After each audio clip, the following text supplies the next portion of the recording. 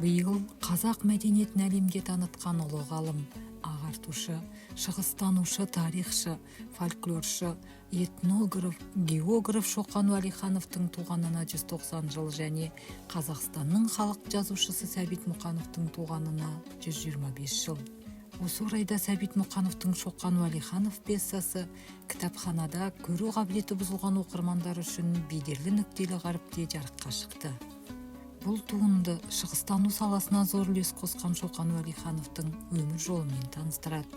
Шығарма тарихи шындықты суреттеп, сол кездегі қазақ қоғамының әлеуметтік мәдени жағдайын көрсетеді. Халқын шексіз сүйген, бүкіл өмірін өнер-білімге арнаған ұлы тұлғаны әр ортада көрсете, тап-тартысын көтереді.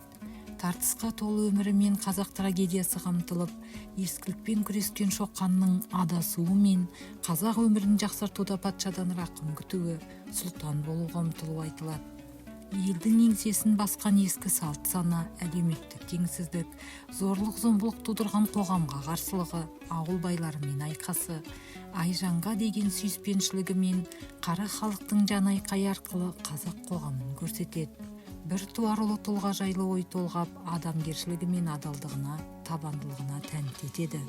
Шоқанның ғылымға қосқан зор үлесі Орта Азия халықтарының тарихы мен мәдениеті туралы қалдырған құнды мұрасымен танысу үшін Сәбит Мұқановтың Шоқан Уәлиханов пьесасын оқып, рухани баи түсіңіздер.